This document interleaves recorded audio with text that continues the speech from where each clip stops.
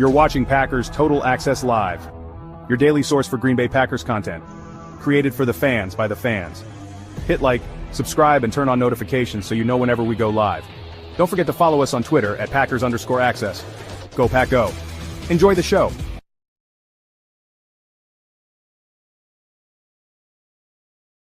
What's up, guys? Welcome into the PTA pregame show. My name is Clayton. You can check us out on Packernet.com. Find me on Twitter at Packers_access. You can email us, PackersTotalAccess@gmail.com. You can text us, 865-658-5824. Join alongside Tim in Green Bay here to get you guys ready for the Packers-Seahawks matchup on Sunday Night Football. Excited to dive in as we got the actives and inactives already dropping, so we'll hit all that here in just a second. But first things first, let's give a shout-out to our sponsors tonight. It's the good folks over at Ticket King, the official ticket provider of Packer Fan Total Access Live. Wisconsin-based since 92, specializing in Packers tickets. They're Wisconsin's largest ticket source with offices next to Lambeau and in Milwaukee. Click on the link in the video description that I'll send you to their website, theticketking.com. You can register there as a customer and go ahead and start shopping for your Packers tickets. Again, that's Ticket King, the official ticket provider of Packer Fan Total Access Live. So, we already got the actives, inactives coming in here, Tim. We'll jump right into that, man. I want to get your take, how you're feeling before the game, so we'll do that here in just a second. I know the chat is absolutely on fire right now as everybody's filing in, watching this Bills game, as I am. Tim, I know you snuck a peek or two at it, haven't you? Oh, you know I did. Let's go. Let Josh Allen cook. I love it. Absolutely, and he is, man. He's having one heck of a year. He's just a phenomenal player. He really is, man. Let's see. We got Chris in the chat. Go Bills. Joyce Martha. Go Bills. United Base just says, what's up, everybody? Let's see. We've got Rel in the house. Good to see you in here, Rel. Rel said, really hope Bills can hold on in the fourth. Again, I was just telling Tim this. Yeah. I don't want to say what I'm about to say, but, McNeil left the game for the Lions too. Their best defensive lineman, that's left healthy. And they continue to fight, man. It says a lot about that team. Now, we return to our normally scheduled program of hating on the Lions, so we'll continue that slander there. Ron Sample says Josh Allen is unbelievable. I remember when his accuracy was a problem. That really gives me a lot of hope, Tim, for our boy Jordan Love, obviously, man. Yeah. But we're going to jump into the actives, inactives right now. Before we do, how are you feeling about this game, man? I know we're roughly an hour away, a little over an hour away from kickoff. How are you feeling about it right now, man? I feel like Tom Hanks, right? Jimmy Dugan, League of Their Own. We're gonna win. We're gonna win. That's how I feel. And it might not be pretty. It might be a nail biter. Who the hell knows?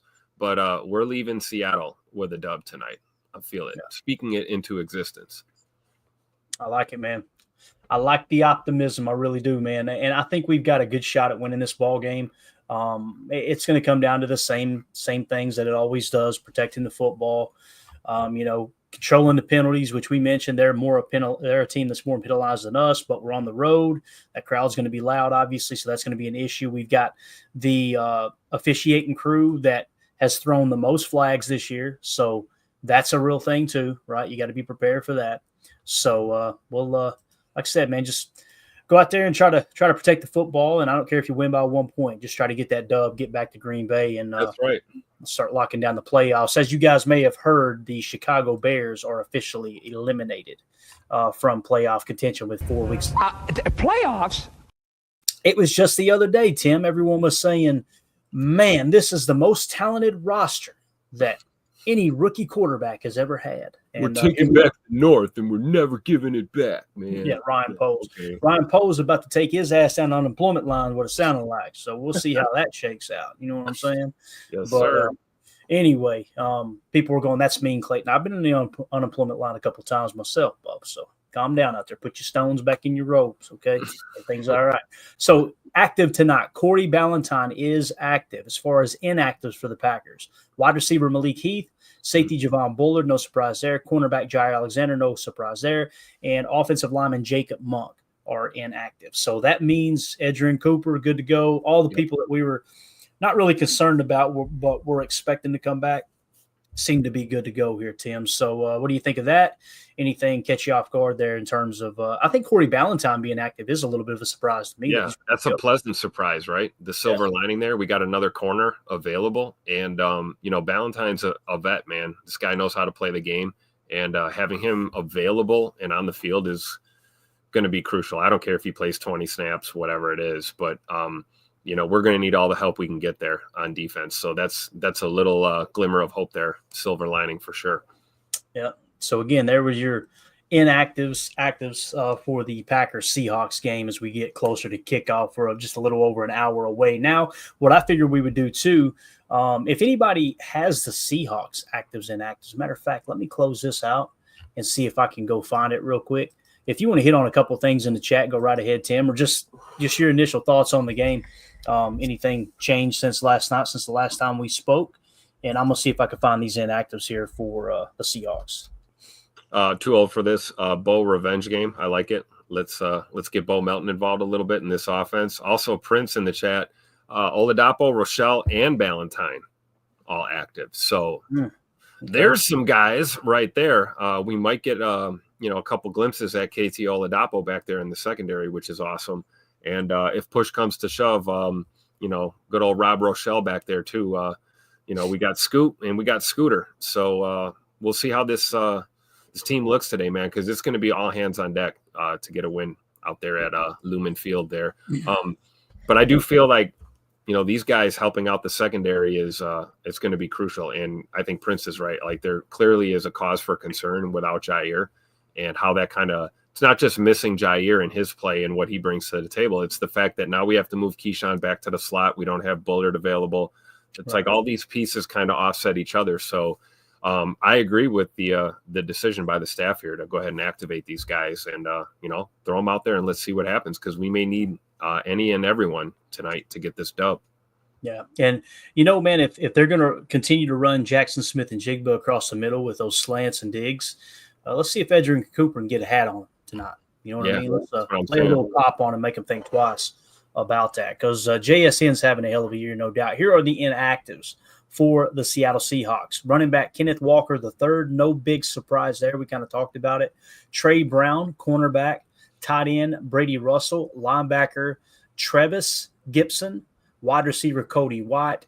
Quarterback Jaron Hall. And cornerback Artie Burns. Those are your inactives for the Seahawks, just to make sure nothing changed. Let's see here. Did we get the right? Yeah, we got the right one. Okay, there it is. So, yeah, there you go, Tim. Kenneth Walker III. Again, I feel like Charbonnet is having a better year. A few fewer snaps, I should say. But at the same time, man, it feels like he is more effective than Kenneth Walker III. So I don't think that's like a huge downgrade from Walker to Charbonnet. And, again, they pass the ball a ton. They're in 11 personnel, 76% of the time or what have you.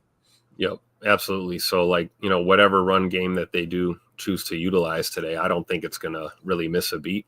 And, again, I've said it all week. I feel like this game is going to come down to this defense and how our defense plays against Seattle. I have full faith in, Tupac LaFleur and Jay Money and the boys to go out there and put points on the board. But, we have got to get after it on the defensive side of the ball. So, yeah, with Walker not being in the lineup, I don't think that really, throws anything out of whack as far as Seattle's offense. So, if anything, we got to get ready and be disciplined in that run game when we do see it.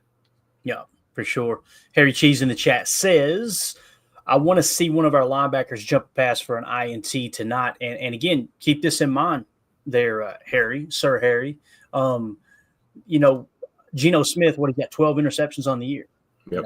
Likes the dog Jordan Love for his interception total. I'm pretty sure Geno Smith has one more interception than Jordan Love this year. And so that's something that he's going to give you a few opportunities to take the ball away. So absolutely. Maximize on that, no doubt.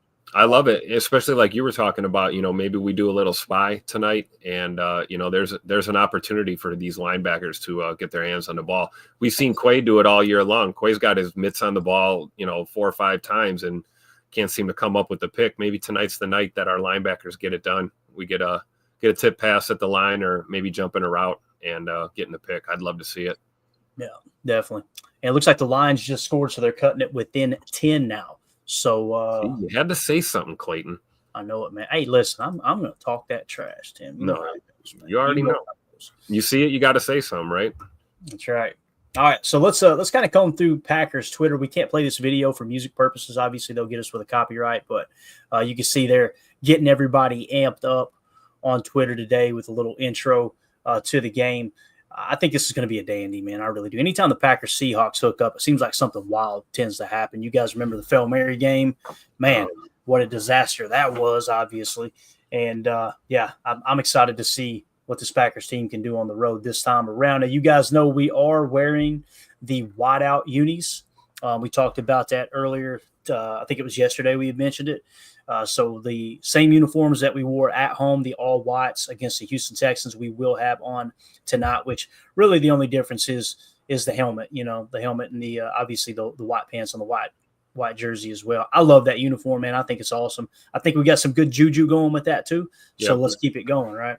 Yeah, absolutely. And like we said before, we wear white on the road anyway. It's prime time, Sunday Night Football, tough game on the road. Why not bust out the all whites with the alternate helmet kind of look? I'm all for it. I love it. Like the shot of Xavier McKinney there walking in too. He looks like he's ready to roll. Got the Louis Vuitton. Looks like he's wearing Louis Vuitton slippers. What's he? That is some Louis there, isn't it? That looks comfy, man. He's going to need those wheels tonight on the field. So I like the comfy look going in for sure. I got those in my closet, actually, man. I got a pair of those myself. I wear them when we go to dinner. You know what I mean? I save them for special occasions. And, there goes the Bills again. Oh, let's see. All the way down to the 5-yard line. So the Bills are all the way inside the 5 already with 11:55 left. I believe that play will stand. Everybody's grinning like it might not. So I don't know. Let's see here. So it's an onside kick that Detroit tried. Oh, of course they did. Isn't it still the third quarter? So he literally – no, it's the fourth. But it's the fourth? Okay. He caught it on the second hop, Hollins did, and took it all the way down to the 5-yard line. He almost housed it. He got tripped up there at the end. So, of course, basically what Detroit's saying is we can't stop the Bills with our defense. So, there you go. So this is looking really, really good for the Bills to knock off the Lions. Just give them a little bit of humble pie. I'm all about it. Also, on the old Twitter bird, how's the office look today? As you can see, we got the background change too, man. I will say this about that stadium. It is a nice stadium. The thing that I like about stadiums, I look for in a good stadium, is they need to be unique. I can't stand when a multitude of stadiums just look exactly the same. And it's one of the reasons why I can't stand these newer stadiums, because they're all going for that same kind of LA Rams look, right? And it's bad enough that 3 teams play in that same dome, or at least two teams play out there right now, right? Yep. So, there's you got to have some uniqueness to your stadiums across the league. That makes sense. It is kind of a testament to how they did things over there, because Seattle's kind of one of those they're not a small city by any means, but they are kind of one of the smaller kind of markets as far as the big 3 sports go. And it could have very easily worked out where you had the Mariners and the Seahawks playing in the same facility or something. So I think the fact that they've always kept baseball and football separate for the most part down the stretch here, it's true. I mean, I've never been to a road Packer game, and certainly going out to Lumen Field there in Seattle, that's definitely on my short list of places I'd love to see the Packers play on the road for sure. I went to. I had a buddy that went up to that part of the country this last year. He drove all the way across the country, went all the way up the West Coast, and he said it is beautiful up Absolutely. there, to the Northwest. So need to check that out for sure. I just don't know if they got any Piggly Wigglies up there or not. You know what I mean, Tim? I can't get too far away from my comfort zone. The Buffalo Bills just scored, so they now are winning 45-28 with roughly 12 minutes left in the game. So belt to ass is in full effect. Like Ron Sandville in the chat, Dan Campbell looks stupid on that one. Hope the Bills get 50. Absolutely. Drop that 50 burger, Ron. Ain't that right? I love it. All right, so here was a picture that the Green Bay Packers tweeted out. Jordan Love going in. Hey, Jordan Love. And when you retweet it, guys, it gets a Pro Bowl vote. So let's do that real quick. Bang. Look at our boy there, man, in all black, Tim. Look like he's all business in the black. I was just going to say, all business, right? He's got the little briefcase there too, ready to roll. Look, just like walking into a typical meeting at the office, and just another day at work. I love it. Jay Money, man. Hopefully we see another great game from him. He's trending upward, and like we were talking about earlier, man, he's kind of honing in that accuracy, finding that rhythm. We noticed that he hasn't really thrown many dangerous balls in these past few weeks, like we were seeing prior to that. So I think he's locked in, laser focused, and ready to put points on the board tonight, man. We're going for tutters, not field goals.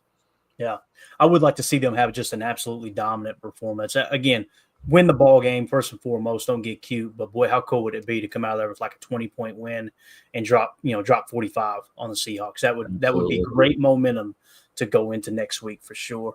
Absolutely. Here was J Love on the field warming up earlier, just in the sweatsuit, out there getting it in. Is that Sean Clifford beside him? Kind of looks like Sean Clifford. Is that Sean Clifford? I can't tell. Nah, that dude's too small for sure. But I just seen red hair and said that's got to be Clifford. You know what I mean? But yeah, there's some. Love the cleats too. Look at the cleats J-Lo's got on. Let's go, man. Yeah, let's get it. All right. I like that. He's kind of flipping it on Seattle, right? They Yeah, usually wear those. They usually rock the little neon look. I like it. J Money's like, you know what? I'm gonna beat you with your colors on tonight. Let's go. I love it. Absolutely, man. Definitely. Campbell looks like he's. Damn it, Coach. What's wrong with you in here, Bob? Come on now. Let's clean it up in the chat. It's so true, bro. It is so true. Yeah, Coach Lynn in here, man. I love that everybody's just having a blast rooting against the Lions. It's so great. In Coach Lynn's defense, he is not the first person who has had that observation. Listen, the reason I had to shake my head is because I'm one of those people that's had that observation. Yeah. Oh, yeah. The booger sugar effect is real. We know. Yes, it is. All right. Let's go around the league real quick. That sound good to you, Tim? Let's kind of get an update on some of these scores. See all those NFC teams that won that we wanted to lose. Damn it. All right, so obviously the Rams beat the 49ers on Thursday Night Football 12-6. We had the Dolphins dropped one today to the Texans, so the Dolphins fall to 6-8. The Texans improved to 9-5. If you guys didn't watch that game, Grant Dubose for the Dolphins took a nasty hit. And I know there's a lot of people talking hospital ball. I don't want to try to put blame on anyone, but it was a bad ball. And that's the problem with the Dolphins offense. Everything is dink and dunk, dink and dunk, dink and dunk. It's RPO underneath. And so many times you see Tua get guys the ball just knowing here's the read, the ball goes there, as opposed to, am I putting them in harm's way? Yeah. You know Tua would never do anything on purpose, but that offense, they get their receivers and their guys underneath laid out. It's just a part of that offense. They become it almost is like borderline predictable, right? Eventually the defense is going to kind of figure out what you guys are doing, and then they're just all over it. And, that's a tough look for Grant DeBose, man. My Uncle Jim is, friends with his family and knows his family very well. Got to meet him a couple of times. And, that's a young player trying to make it in the league, right? We had some back and forth over the summer with him, wondering if he was going to make the 53 here in Green Bay. And ultimately we went a different way. But, you hate to see a young receiver like that go down, especially considering he just became available again. He just worked back from injury just to leave the field again. So, prayers up for him for sure. Yeah, it was a tough look, and they had to cut his jersey off and everything and take the face mask screws off and all that. So, and like Coach Lynn says, you got to throw that away from the defender. I completely agree, Coach. Like, he threw it low and inside to where he had to drop his head to catch the ball, and then obviously right into the defender. And again, I know Tua didn't do that on purpose. It's probably more of an inaccurate throw, but you're right. If you're going to miss outside. People used to get so mad at Aaron Rodgers for missing behind people sometimes. And then you would hear Kurt Warner go on his, podcast, his show on YouTube, breaking down the tape and be like, guys, that was on purpose to get him out of harm's way. That's a real thing in the league for sure. It should still be. And I think some of these RPO quarterbacks, Tim, they don't put emphasis on that, man. No, I think they're too focused on the rhythm and the quickness of the play, trying to put that ball on their guy. But yeah, the better passers in the league that are of that higher caliber, they understand the nuance to the game. And plus you trust your receiver. If you're a top tier talent in the NFL, we, want to have trust in our guys to be able to reach behind and maybe grab one off the hip or on the waist so that I'm not leading you into coverage like that. So it's something we see a lot, but, really there's, maybe like 10 or 12 quarterbacks in the NFL that really do that effectively and protect their receivers while also moving the football. Yeah, for sure. All right, next game, Aaron Rodgers and the New York Jets defeat the Jaguars on the road 32-25. I need to see this real quick. Felt like Aaron had a good day, and yes, he did. 16 of 30, 289 yards passing, 3 touchdowns, no interceptions. I don't know if you guys seen Devontae Adams catch the go-ahead touchdown and then the 2-point conversion as well. Devontae Adams, 9 catches, 198 yards, 2 touchdowns on 12 targets. So Aaron Rodgers and Devontae Adams starting to click like they used to, man. That's for sure. They're starting to kind of get back to that old form. So the Packers East, the Jets get the dub down there in Jacksonville. Obviously, their season's already over, but it was kind of cool to see Aaron and Tay lighting it up there. Did you get to catch any of that, Tim, or no? No, I didn't get to see any of that game, but it is good to see and hear about. And, hopefully they end their season on a positive note. Let's be honest. Nobody's going to – I don't care what anyone says. You're not going to make me hate Aaron Rodgers. I'm not going to hate Devontae or any of these guys. So, especially, we love our heroes, right? They're getting older. We don't know how many snaps we're going to see from many of these guys going forward. So, I think that might be the issue over there is that front office and that staff there in New York. And there's certainly enough talent for them to win ball games. They just got to kind of get their stuff together a little bit. So, hopefully they end their losing season on a high note for sure. Yeah, J. Cole in the chat said, I think this is Aaron Rodgers' last year, if not his second to last year. Yeah, it doesn't feel like he's going to be there for 2 more years. He may come back next year. I think it depends on how they finish the season, right? Kind of like what Tim was saying. You create a little momentum going into the offseason. You feel better about the situation. Now, you never know. 12, he marches to the beat of his own drum, and that's an understatement. But I honestly look forward to the day he retires so we can welcome him back to Lambeau. See if I imagine we would retire the 12 jersey. Don't you think, Tim? I would think so. Yeah. I would think so. Yeah. Go ahead and have that ceremony, get it done, get him in the Packer Hall of Fame before he goes into the Hall, all that type of stuff. So, all right. Up next, we had the Cowboys just boat racing the Carolina Panthers 30-14. The Cowboys are now 6-8, Tim, and they're 5-2 on the road. That's a pretty wild statistic. So I know we kind of talked a little bit about, Mike McCarthy going to be fired. Is he not going to be fired? To me, on the surface, it feels like he's not going to be there next year. But at the same time, if you were to tell me that the Cowboys were going to lose Dak Prescott and they were still going to win 6 games and with 3 games left to play, I'd be like, that's a pretty damn good coaching job, Yeah, absolutely. And especially, considering, like you said, like losing Dak like that, nobody – had a crystal ball to be able to predict that happening. And, they found a way to kind of, at least salvage something. But I mean, man, things in Jerry world are not good, long term. But, it's true. Maybe Coach Mack is, he's fighting for his job too. And I could see an organization like Dallas not wanting to rock the boat. And maybe they keep Mike around for another year or two and get guys healthy, get another draft or 2 under their belt and see what they can do rather than, rotating the coaching carousel one more time again. Yeah. 2-0 for this says, apparently playoff elimination is a magic sauce for these teams. Bears are beating the Vikings tomorrow. Hey, keep speaking it. Yes. 2-0 for this. Keep speaking it, man. All right, next game, we had the Ravens at the Giants, not even close. The Baltimore Ravens boat raced them 35-14 on the road. The Giants now fall to 2-12. I can't imagine they're going to be bringing that coaching staff back. They are 0-8 at home, Tim. Things could always be worse. Things could always be worse. That's a bad look there. And the Ravens got a great team. The fact that they're only 9-5, sometimes I look at the Packers record, even though we're having a great year, and it's like, man, it just kind of feels like we're not at that top tier of the other teams, when you look at the record. But then you see people like Baltimore who's just got a dynamic team. It's like, I don't know, maybe we're right where we need to be. Yeah. Up there in the ballpark. So we always talk about that, right? Teams are not always a reflection of their record. And that goes both ways. You got teams that their record might not look that impressive, but at the end of the day, they're a damn good football team. And then you get teams that we'll see that are 10, 12, 13 win teams, and then they choke in the playoffs or, they crumble.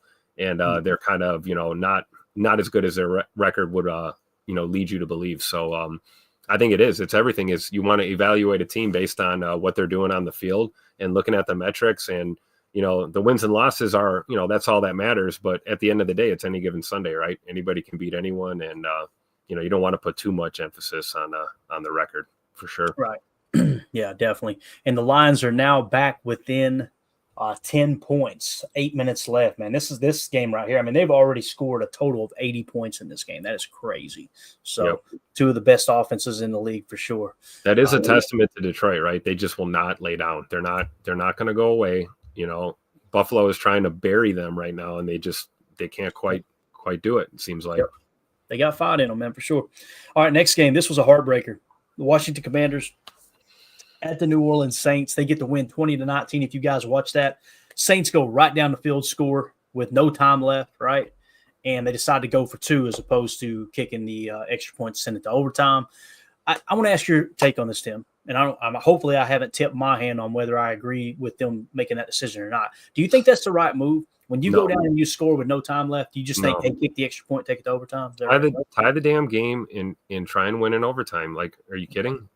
Yeah. There's so many variables that can happen in that situation. And, yeah, you're thinking a couple yards and we're in and we walk off. But it's like, man, if there's a botched snap, if there's there could be a false start and back you up, some more. Like, what are you going to do?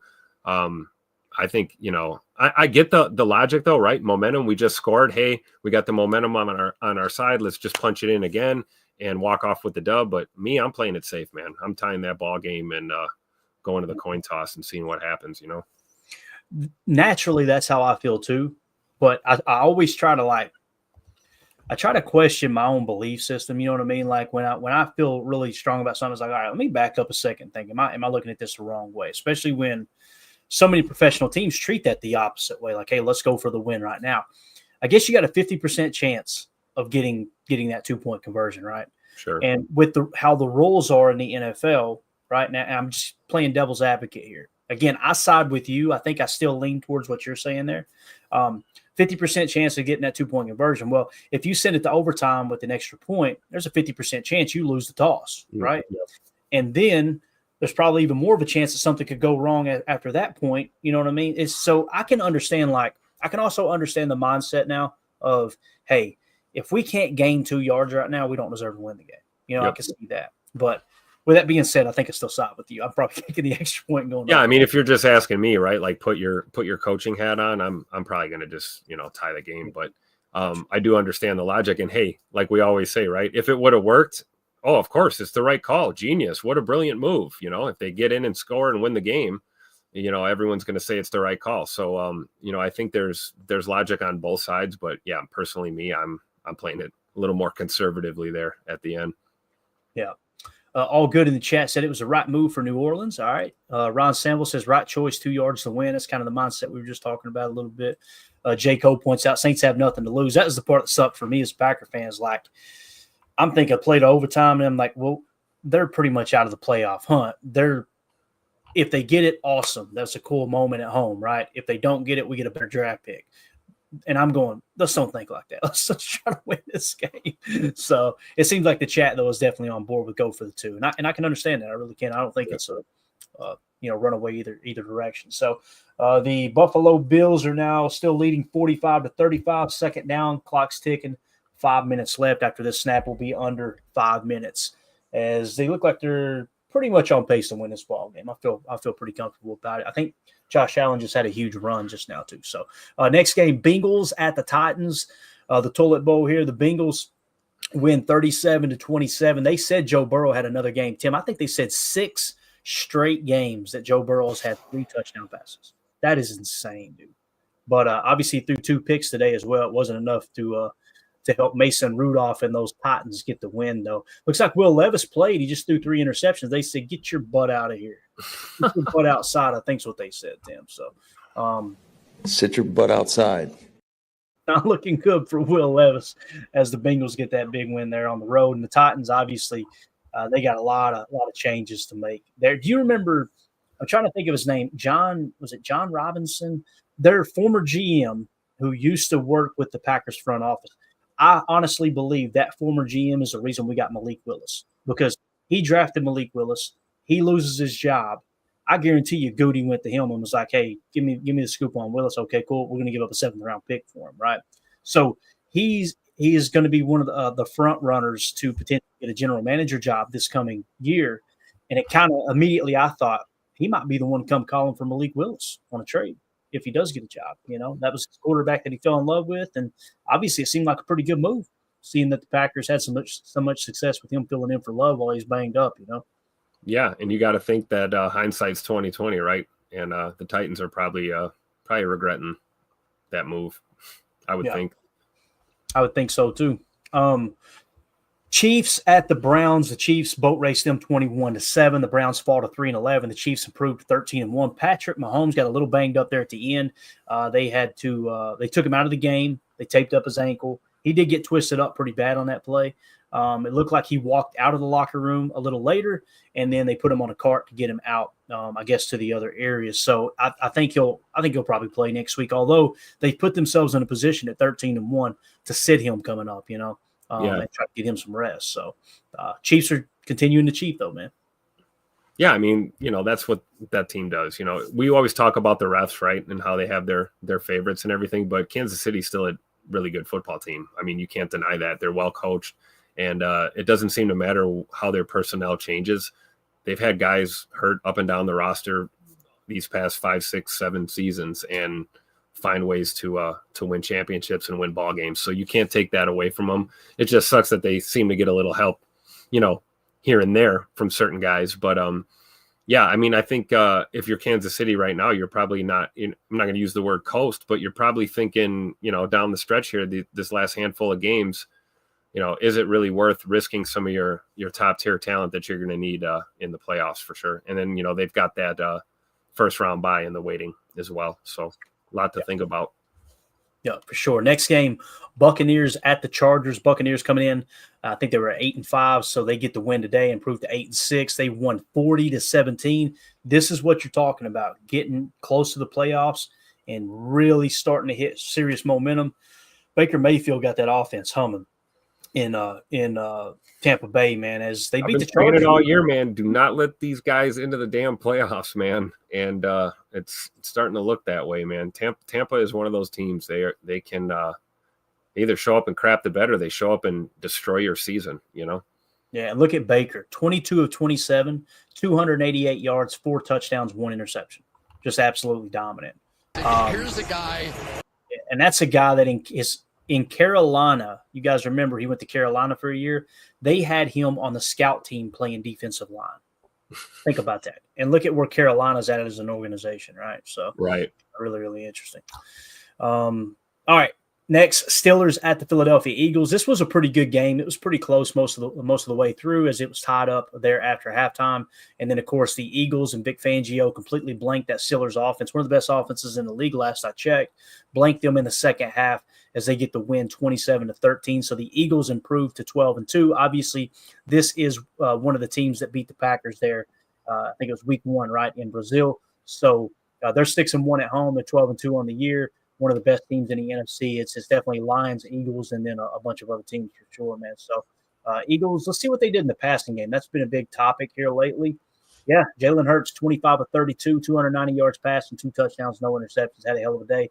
And then Saquon Barkley, 19 carries for 65 yards. It looked like Mike Tomlin probably had a game plan coming in. Let's shut him down. And he did, and it wasn't enough to get the win because Jalen Hurts and A.J. Brown were able to secure that dub. A.J. Brown, 8 catches for 110 yards. Devonta Smith, 11 catches for 109 yards. Just 2 top receivers in the league doing the thing, man. Oh, yeah, for sure. Like we know Philly's got a great offense, right? But you're right. You got to give credit to that defense because, Pittsburgh, they're some ballers too. They've been putting points on the board all year. And I really think that's what really turned the tide in that game is Philly's defense just putting their foot down and saying you're not going to score more than 13, Yeah, definitely. All right, so the 2 games that are still going on right now, the Colts at the Broncos. The Broncos are beating them 31-13 at the 2-minute warning, so that one's pretty much over. The other one, the Bills have the ball deep into Detroit Lions territory. This is a 3rd and goal play. I'll give you a little play-by-play. A little run up the middle, about 3 yards. They'll probably try a field goal here, the Buffalo Bills will. So why don't we do this? Let's just go to the game cast here and make sure we don't have that on the screen for the free advertising. Yeah, you can see they're inside the 30 right now. Matter of fact, let's go to the box score. Let's do that instead. So Josh Allen, 23 of 34 for 361 yards passing, 2 touchdowns, no interceptions, just having a phenomenal day. James Cook, running back, 14 carries for 105 yards, 2 touchdowns. Josh Allen, 10 carries for 70 yards and 2 touchdowns. He may be your MVP this year, man. Yeah. That's what it's looking like. It really is. Jared Goff, though, look at this, man. Been playing from behind all day. 31 of 43 for 424 yards passing, 4 touchdowns, no interceptions. Jahmyr Gibbs obviously going to have limited carries when you're losing the entire game. Amon-Ra St. Brown, 11 catches for 175 yards. Sam Laporta, 5 for 88. Jameer Gibbs out of the backfield, 5 for 62. So, again, Lions got a lot of fight here, but it looks like they're going to fall to 12-2 if everything, barring anything crazy right now happening. So, yeah, hopefully the Bills take that field goal. They did? Okay, so 48-35. Okay, there we are. Because, it's important to look. I mean, Detroit, they got 3 timeouts, right? You got 2 minutes left. You got 3 timeouts. There's a way to squeak your way back into a 2-possession game. But if you make it a 3-possession game, you pretty much seal up that victory. Yeah, I think they hit. Yeah, they're kicking off right now. So, yeah, they did get that 3 points. All right, so that's what's going on in Detroit. Looks like, barring anything crazy, the Buffalo Bills will win this game in Detroit. And, again, it's just nice to see the Detroit Lions get smacked in the mouth a little bit there. So, always a good thing for sure. So, that's your Around the League. So, let's do this, man. Let's hop back over to Packers Twitter real quick and see if we got any shots down on the field. Anything there? Here we go. We got the guys huddling up on the field. Looks like they're, like I said, just huddling up before they went back in to get their pads on and all that stuff, as we are, under an hour away, right? About 40 minutes. Absolutely. We got current conditions over there. What was it looking like? It doesn't look like rain. It looks like it's, partly cloudy is what it looks like right there, doesn't it? Nice. We'll take it.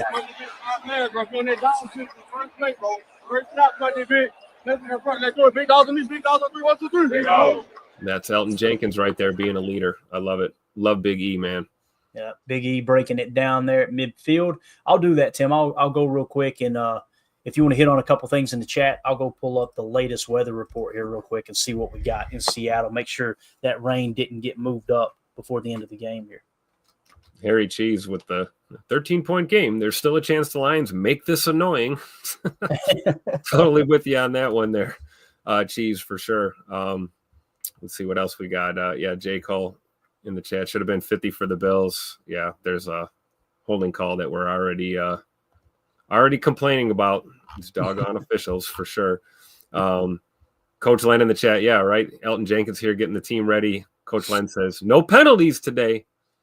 No penalties. I love it. We get the weather forecast here. It looks like hourly starting at 7 p.m. And this is my time, right? No, actually, no, it'd be their time. I'm sorry. So right now, currently out there, it's 5:15. Okay. So by 7 o'clock, let's say kickoff, 7 o'clock their time, I believe it would be. Right? Yeah, maybe. Hell, I don't know. Anyway. No, five something their time, right? Okay. Got it. So, 7 my time, 7:20 my time or whatever. Yeah. It looks like 15% chance of rain at 8 o'clock. No, pretty much no chance of rain until 8 o'clock their time. 15% chance and 20%, 24%, 23, 20 into the midnight hour. So very light chance that it will rain. And the wind, what they're showing here, Tim, is 2 miles per hour. So that report we got earlier in the week where we were a little bit concerned about it, getting windy out there, doesn't seem like the wind's going to be a factor at all tonight. That's okay. I don't care. We still need to run the damn ball. Keep running the ball. Give Josh the ball, run the ball, and then when you think, hey, maybe we're running too much, run the damn ball some more and open things up for us in that play action, man. That's what I want to see today. Yeah, Coach Lynn said that's good football weather right there, man. Great evening for football. Yes, sir. Fred McFarley said 5:22 kickoff local. So that's right. Yeah. So, yeah, shouldn't see any rain, but again, it's Seattle. You never know. Something might pop up.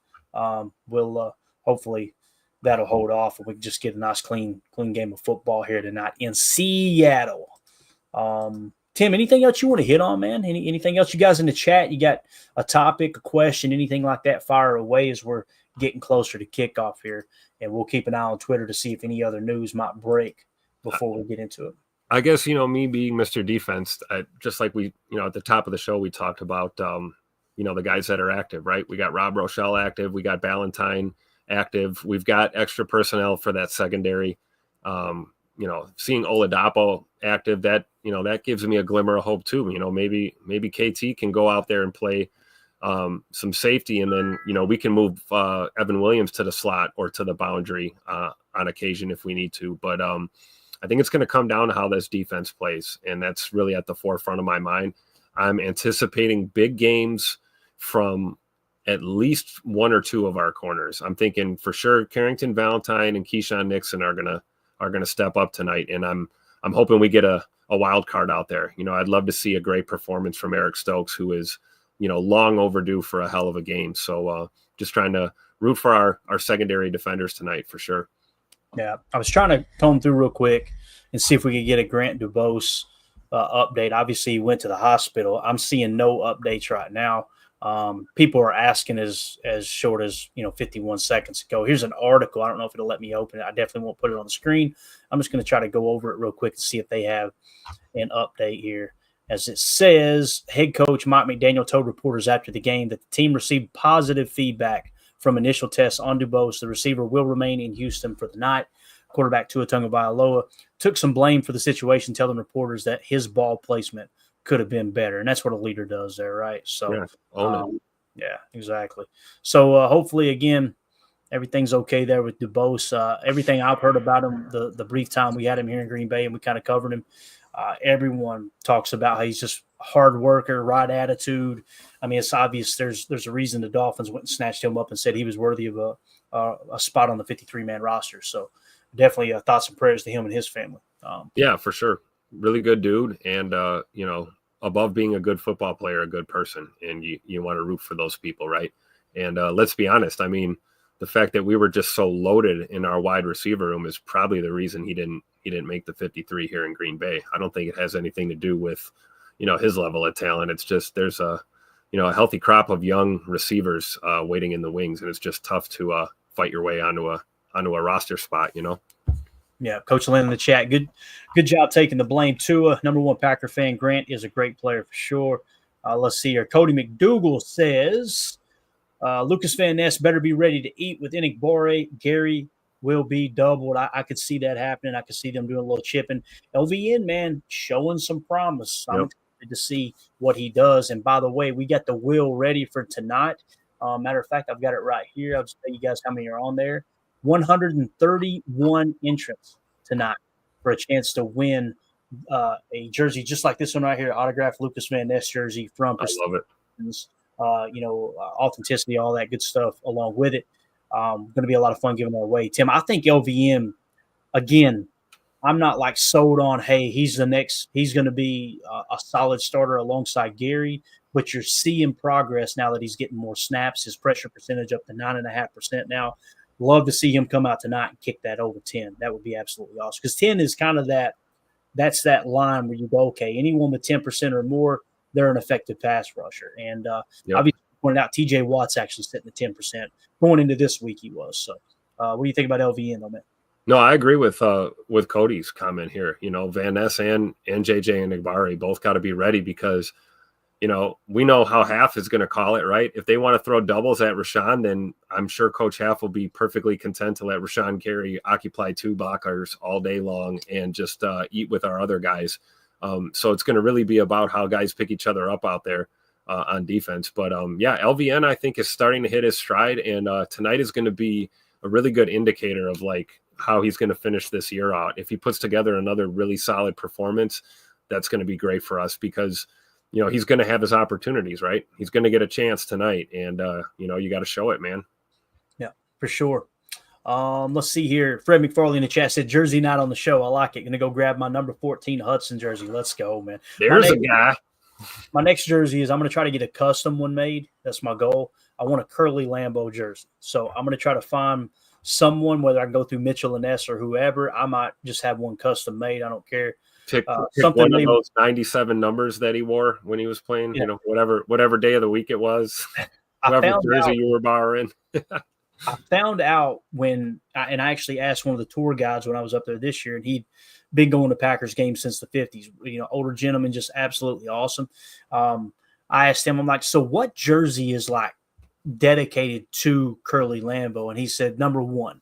Yep. He said he wore 1. He wore 27. He named off all the jerseys. I knew he wore 27 at one point, but he said, no one in Green Bay will ever wear number 1 because of Curly Lambeau. And then it was like this very next year, we drafted Jaden Reed, and he tried to get number 1, right? And they gave it to him, and they were like, oh, no, we can't do that. So it is designated for Curly. So that's what I'm going to do. I'm going to get a custom, like a 1929 Packers jersey That's made awesome. with the number 1. I need to do that for sure. Isn't that so cool, though, too? Because you know how, like, retiring numbers is a big deal here. Like, we don't have very many numbers retired. And so, you know, that they kind of just designate number 1 for Curly. It's like unofficially his number, but officially his number, and we're not going to issue it. But yet it's not retired officially. You know, it is technically a number that's available. But no, I think that's great, and explains a lot, right? That's why Bird's got 11 instead of 1. You know, it's close as he could get, I guess. Yeah, for sure. Coach Lynn says, I see a sack from Britton Cox Jr. or Aaron Mosby tonight. Hey, let's go, man. I don't care who gets it, to be honest. Mosby's another one, right? That dude's a wild solid. card, man. That guy's the piss is always hot with that one. You know, I like watching him play, and it's another young player you want to really see hit his stride here. So I'm with it, man. Let's go. Yeah. Mr. Goat says, how do we get entered in the LVN jersey? The deadline's already passed, Mr. Goat, but if you're a member on YouTube or you join our Patreon group, one of the 3 tiers on patreon.com/Packer Fan Total Access. What we do is from time to time we do giveaways. Like the last 2 weeks, we gave away autographed Romeo Dobbs cards that were donated by United Baits. This week was an LVN autographed jersey. So we kind of mix and match those up. We'll be doing another giveaway, if not next week, definitely the following week, and then through the playoffs as well. It's just a way for us to give back to those who donate and help the show. So if that's something you're interested in, awesome, but don't feel any pressure. Again, the reason we started the Patreon group, the reason we started the monetization and everything on YouTube is because everyone was blowing us up going, hey, how can we help? How can we help? We want to contribute. So we started all that, and then it's like, man, you know what? Let's do something to give back. So speaking of giving back, the gift that keeps on giving, Emilio's in here now with the sombrero on the Christmas tree. What's going on? I'm good, man. How are y'all? Doing good. Let's hear it, man. How you feeling about this game, man? We're getting close to kickoff as the Detroit Lions are about to drop one here. There's 25 seconds left. They're down 48-35. That's a positive today. But how you feeling about this Packers Seahawks game, man? Feeling good. Feeling like that they're ready. You know, weather's not too bad. We've been through it. You know, I think getting past this crowd's going to be a good test for us. I think it'll be a good test compared to where we were with the Lions last week. See if we've actually grown from it with a little bit of practice. Hoping that Matt can, still scheme some things up and really keep the defense in check. I'm hoping that I like us under 20 all day long, but are we going to show up and play, right? We're going to expect more from the DNs. I know you were just talking about that. Let's see what we can do with our hockey lines. I think that's going to be big. Yeah, definitely is. Fred McFarley in the chat said, I'd cash in my 401k for a Don Hudson game-worn jersey, then I'd have to pay for a divorce. There you go. That's covering all the bases there, Fred. No doubt about it. What's funny is all these jerseys we're giving away and stuff on the show, Mandy does the shopping for me. So my wife, she's lost. Now she's going to start looking. I'm like, And Clayton's just sitting there like this the whole time, Yeah. Listen, man, it's chess, not checker. She's going to spend money anyway. Why not do something that gives back to our listeners? Right. That's right. You want to do some shopping for me? Let's go, right?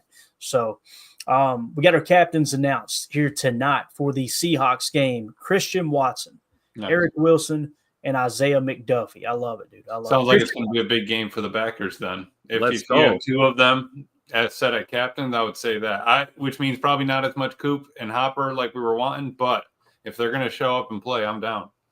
I think they're going to be touch and go with Cooper, right? I think they're going to sprinkle him in, get him some reps, and if he looks good, they'll give him some more reps. And if he keeps looking good, maybe we give him some more reps. But yeah, I'm with you, Emilio. I don't think he's going to get 50 or 60 snaps tonight or anything. But hopefully we'll get a good look at him coming back again off that injury. But yeah, I think that's a tone setter, though, right? You give 2 linebackers the captaincy tonight, and then your field stretcher on offense there and Scoot. I mean, I like this. Let's go. This is how you want to walk into a tough road matchup, man, with this type of lineup as your captains out there. And all whites against the neon greens too. I mean, that's a nice uni matchup right there. Let me tell you. Great uni matchup. Matter of fact, somebody was asking, put that marked chat up on the screen for me if you don't care. I got something we're going to fire away here too. If you could, Greg Rice there you go. Do you think Dobbs will get his regular snap count? I don't expect the regular snap count, me personally. I could be wrong. I think that they'll kind of ease him back in there a little bit, although it's not like he's going to be fatigued or he's got some kind of injury that's like, hey, it's still nagging. He's completely clear now. But this did pop up as Wes Hodkowitz had quote tweeted Lauren Helmbrecht. I hope I'm saying that right. Yep.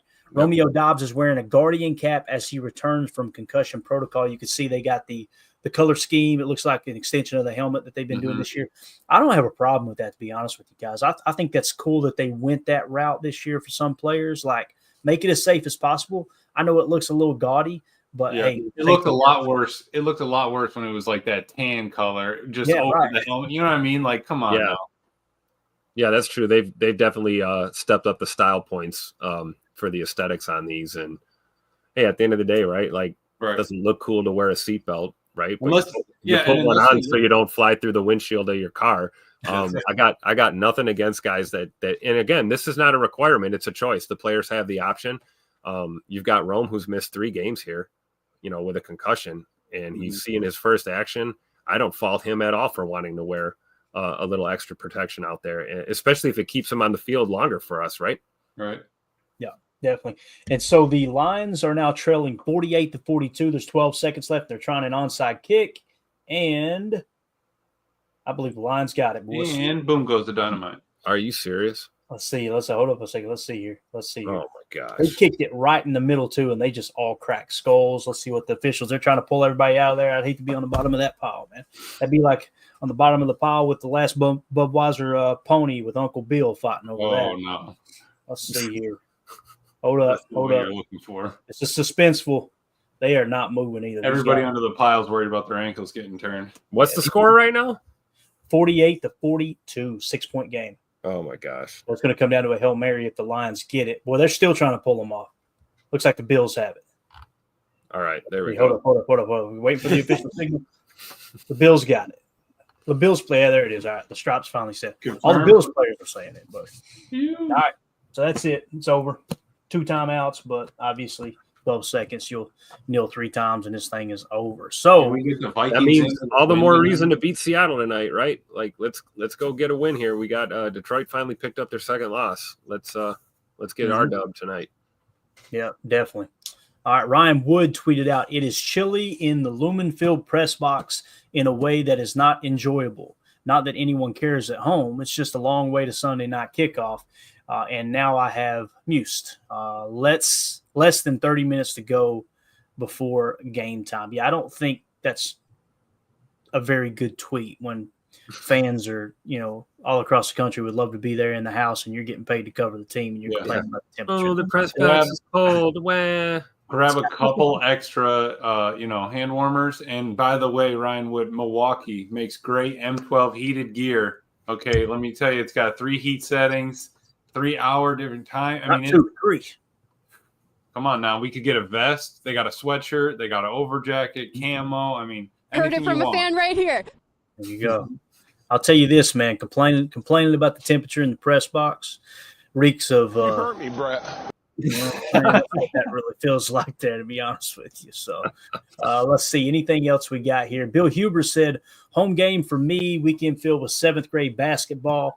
I'm on the couch now, just like you, for this huge Packers Seahawks showdown. Bunch of pregame notes here, including the quarterbacks and the running backs. Go check out his article at si.com. So it seems like on the forefront of everyone covering the Packers minds, and that is the press box is chilly, and I want you guys to know I'm watching it from the couch. So there you go. You heard it from a press guy right here. Anything else y'all want to hit on? That ain't no problem. Before we wrap up, boys, anything else at all before we wrap up? What do you got, Emilio? You're late to the party. What's on your mind, man? We've been talking. We want to hear your take. How about we get one special teams explosive play, either a block or a 30 maybe 20 30 plus yard punt return, 40 45 plus yard kickoff return, something like that. I think that Rich has been block field goal, something like that. That's what I'm talking about. Let's get one of those. Jordan Love, I think we need 3 tutters out of him, get Josh in one on the ground, put up 28, keep him under 20, and call this a game. Let's get out of here with a win and get home. Get on the plane. Start warming it up. Make sure it's ready to go because we do not want to hang out here too long. Yes, sir. Yeah. Got the guys going on the field. Is Ballantyne playing? Yes, sir. Yeah. Nice. That's big. That's huge. Look at all the cheeseheads right there. Look at that. Oh, yeah. They know. They travel well, man. There's a lot of Packer fans in Seattle. I love it. Yeah, they're traveling for sure. I don't think birds can eat cheese, right? I think it's not good for them. Greg Rice in the chat says Mrs. Claus is kind of hot. All right, Greg, you heard it from a fan right here. And with that being said, 2-0 for this wraps it up and says this show sucks. And it does. You're exactly right. So Greg Rice says chat on the post-game chat during the game. So what we're going to do, we're going to end this stream. I'm going to create the post-game stream right now. And again, we won't go live until after the game, but you guys can go in there and actively chat. And I'll be in there chatting from time to time, too. I'll be sitting here charting the game and getting stuff ready for the post-game show. So you'll see me chime in from time to time, too. Just the way, again, if you're looking for a cool chat to hang out, hop in there. All right. Anything else, guys? Yeah, I mean, anything's better than, staring at this guy, right? We're going to have that picture up all night on the post-game stream until we go live. Just that right there. There you go. All right. Anything, Emilio? You good, bub? Nothing. Let's stay undefeated in the all whites. There you go. Hey, that's it, man. Creating that good juju. That's going to be Tim. Really quick, I see I missed the memo. I don't even think I have a white jersey. So that's something I'm going to have to get my hands on here in the future. Unbelievable. I'm sorry. I got to do it to you. I got to hit you with it here, Emilio. How dare you? Yeah, I know. All right. Mandy's going to have my head. That's it. That's it, guys. We're out. Appreciate everybody hanging out with us. It's a lot of fun. You guys were awesome in the chat. We'll see you for the post-game show. Tim, Emilio, thank y'all for joining me, man. We'll see y'all here in just a bit. Take care. Enjoy the game. And we go. We're out. Bye, guys.